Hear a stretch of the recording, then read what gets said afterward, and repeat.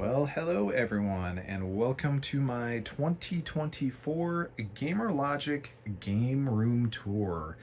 And for this year's video, I am actually shooting with a iPhone gimbal, so I'm hoping that you guys will have the smoothest video experience you've ever seen as far as panning around the room goes and all that.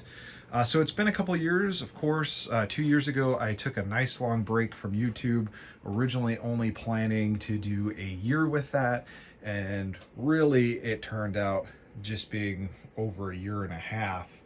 And in that time, I really didn't do any tours of the game room because, like I said, I was on an official break.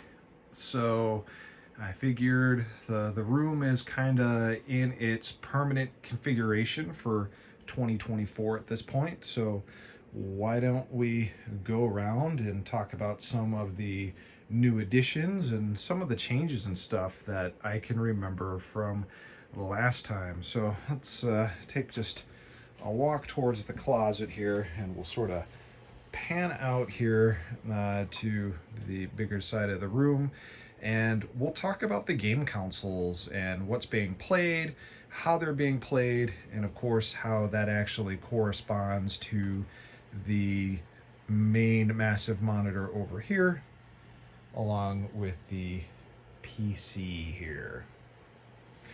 So yeah, the setup for this is, as you can tell, there's a lot of screens. First up is the Sega Saturn kiosk that is just running a regular, I want to say it's a 21-inch television. It's running a Victor Saturn in there, or a V Saturn. I'm forgetting the name about that. But yes, that is an official Sega Saturn kiosk. I've talked about how I've gotten this so many times before. You can look at previous game room videos to understand how and why I got it, but pretty much this just plays a lot of Saturn arcade titles. This is probably the closest thing I have to an arcade machine in the room, where you can just fire stuff up and play it. And being a huge fighting game fan, you can't go wrong with Street Fighter 2 collection. I think this is volume 1. This has got Super Street Fighter 2 on there, Turbo, all that good stuff. So that is an independent screen. And then you kind of come over here to the main setup, and you see a couple of different things playing here. So what we have, kind of starting with the CRTs, and really these are BVMs and PVMs. We've got Metroid 3 running on a Super NES via SCART RGB. And then we have Super Castlevania 4 running on the other two, and that is actually being ran on a Mister. So there is a Mister behind the TV over here. And on this here, we have a OLED 4K television, and this is getting a video source from, of course, the Super Nintendo. But that is actually being ran by the RetroTink 4K. So if you've seen my game rooms in the past, you'll know that I was a big FrameMeister guy, and I finally took the plunge, finally upgraded, and got the RetroTink. I love it. It's insane just looking at the visuals of that and comparing it to what you would see on a broadcast video monitor or a professional video monitor. If I hit 2 here, this will actually change this over to the Super Nintendo signal, but this looks very, very good. I'm really impressed by how great of a job the RetroTink goes and what it does. Things just look absolutely phenomenal.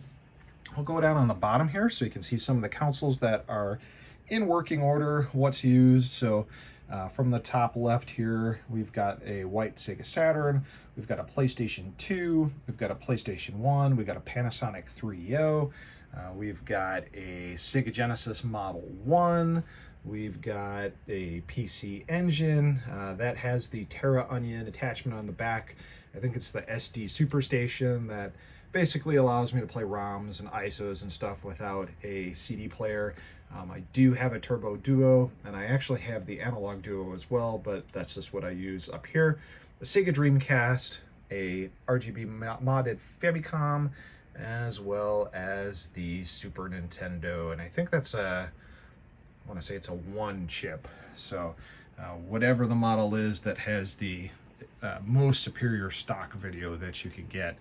But overall, that is the setup here for the consoles and everything else I use. So it's a nice little corner. Is there a reason I need so many TVs and so many screens to play the games? No, there's not a super practical reason other than comparing color and calibration, especially when I'm doing things for print magazines, for articles and stuff like that.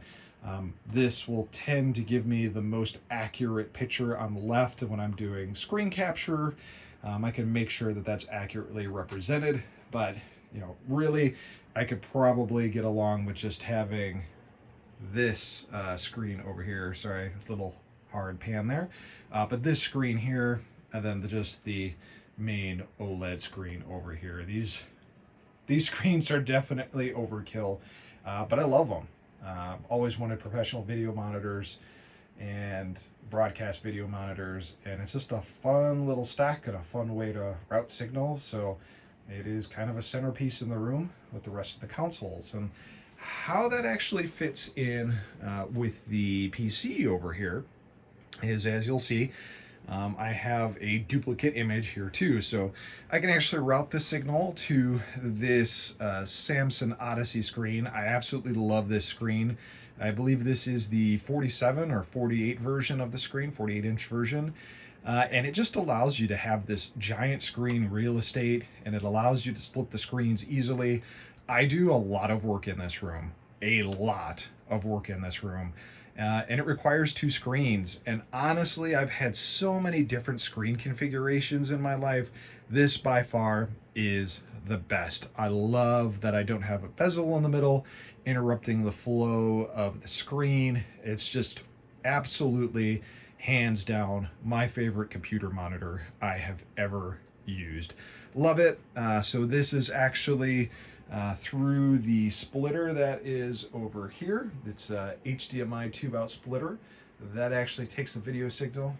You'll notice the cables that kind of run to the back here, and those run over to the PC. But this runs to, on the right, you actually have my PC source, so that is coming off the capture card.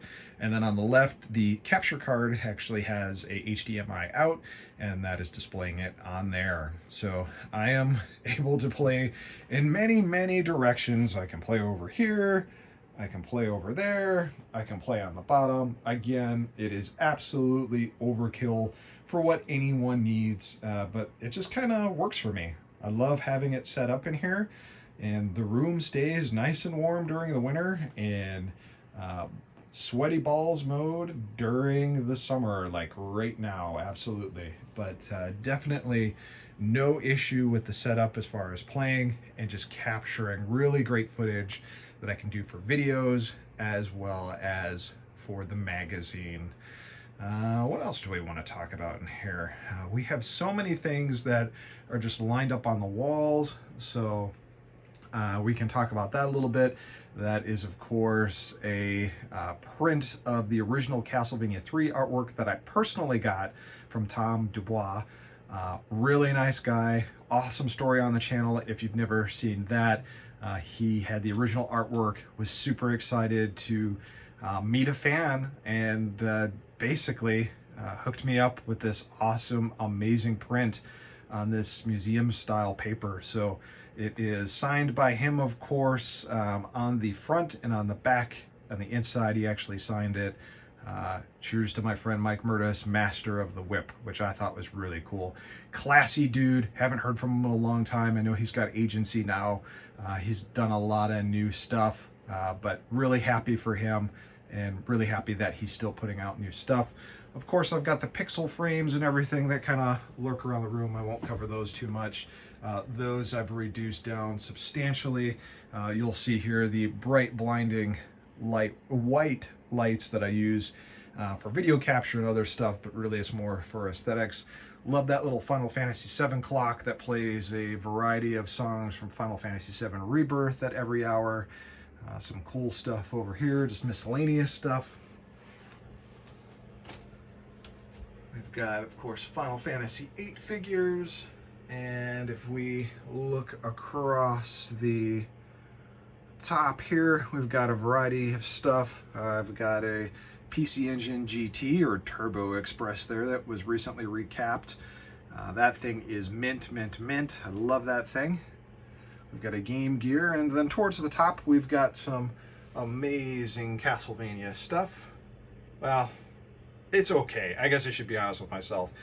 Limited Run, I think, kind of dropped the ball on these. They overhyped them. They took forever. These could have been a lot better, but the collector boxes are pretty cool. Finally bit the bullet and got Earthbound. My Final Fantasy VII figures. Looking towards this side, we've got some Ys artwork from the vinyl releases.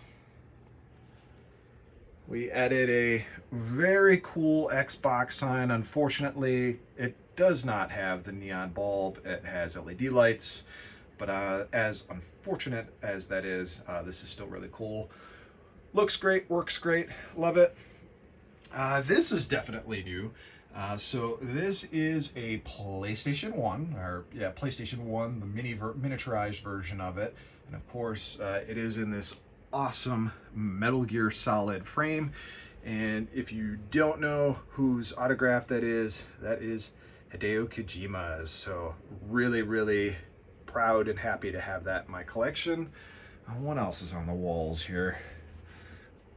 Of course, more Castlevania, some Street Fighter stuff. We've already talked about a lot of the statues. Of course, we've got the girls and the dogs from Miscellaneous Games, Valhalla, River City Girls, and then I'm a big Nier fan, and there is also one of the goddesses from Ys. So we've got the girls from Nier, Automata, and then one of the goddesses from Ys, and I think that is Fina. So that's kind of everything that is covered on the wall. Let's talk about this section over here.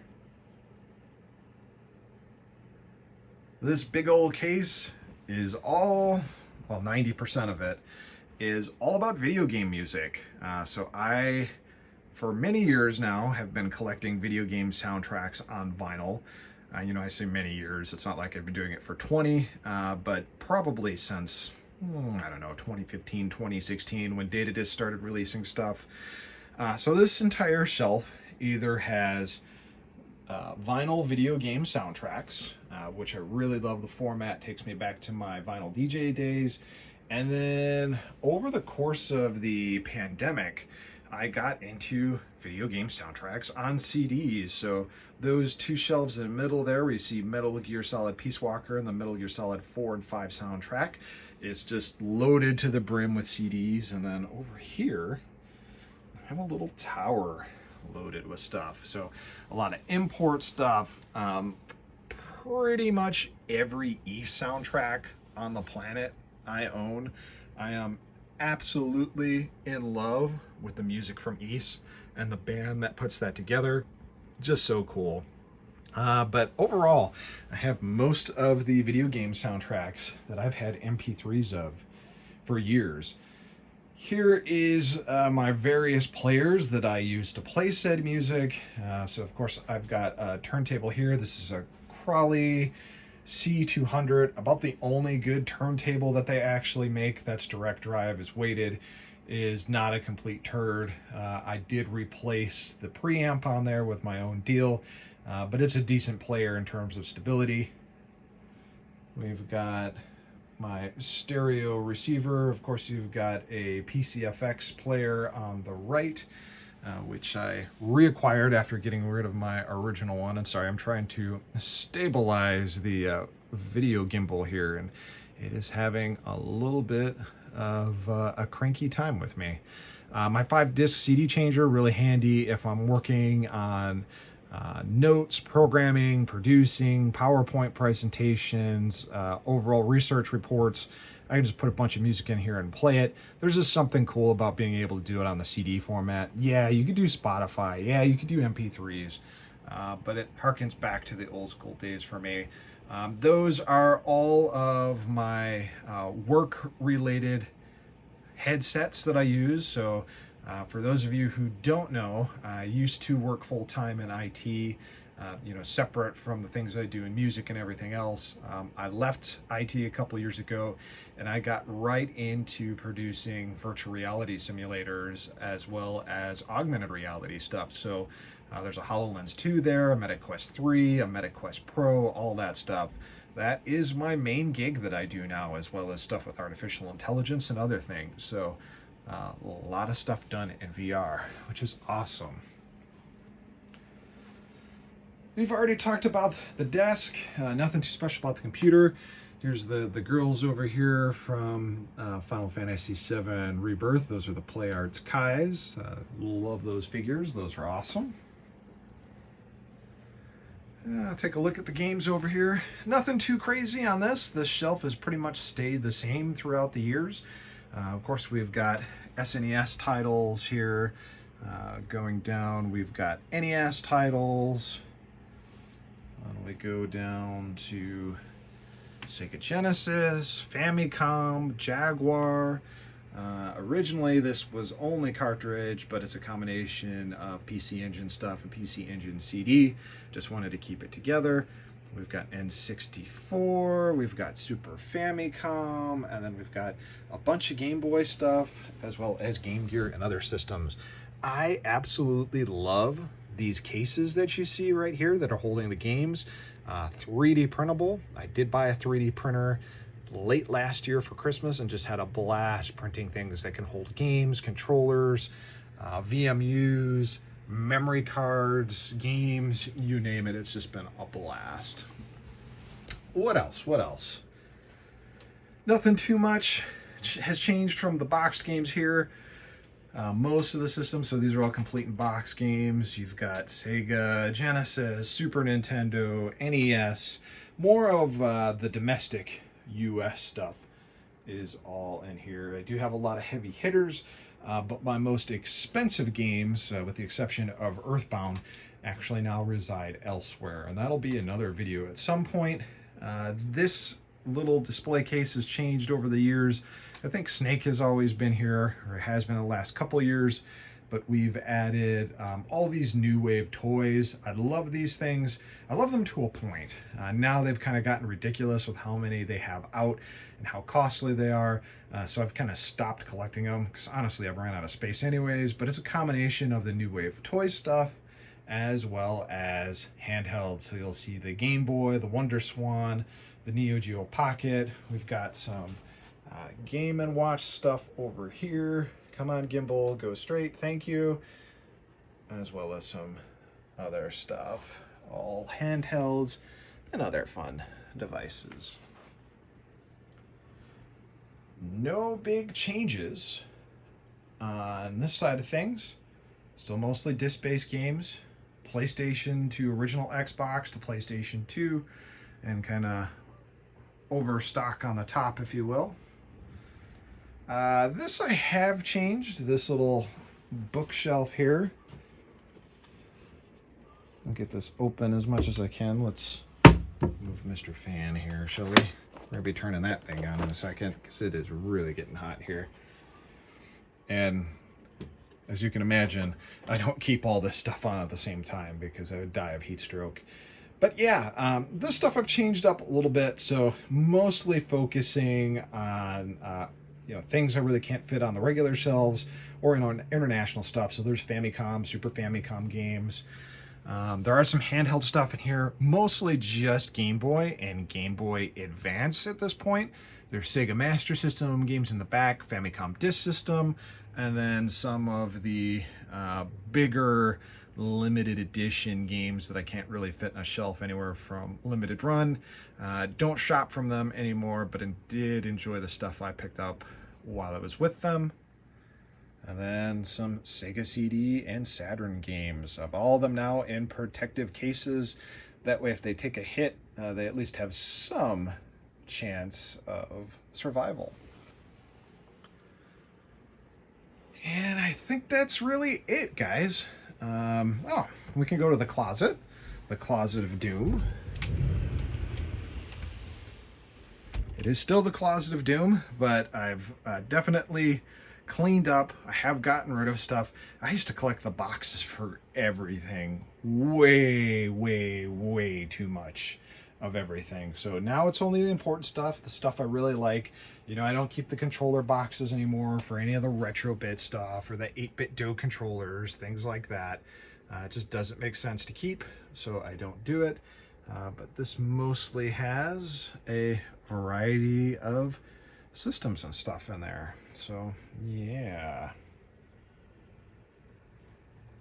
So to kind of give you the widescreen version of the room, I'm going to go ahead and pan this out so you guys can kind of get the full effect of the room. It's probably going to mess with my sound, but that's okay. Just kind of one last little pan through the room so you can see it. This is probably how I should have filmed the video in the first place, but you know what, guys? It is what it is at this point. What you see is what you get.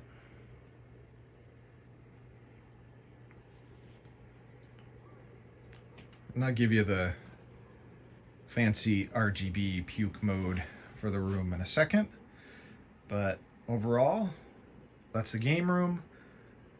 Do you need everything in this room to really enjoy yourself, to really enjoy your life, to really enjoy your video game hobby or your retro gaming hobby?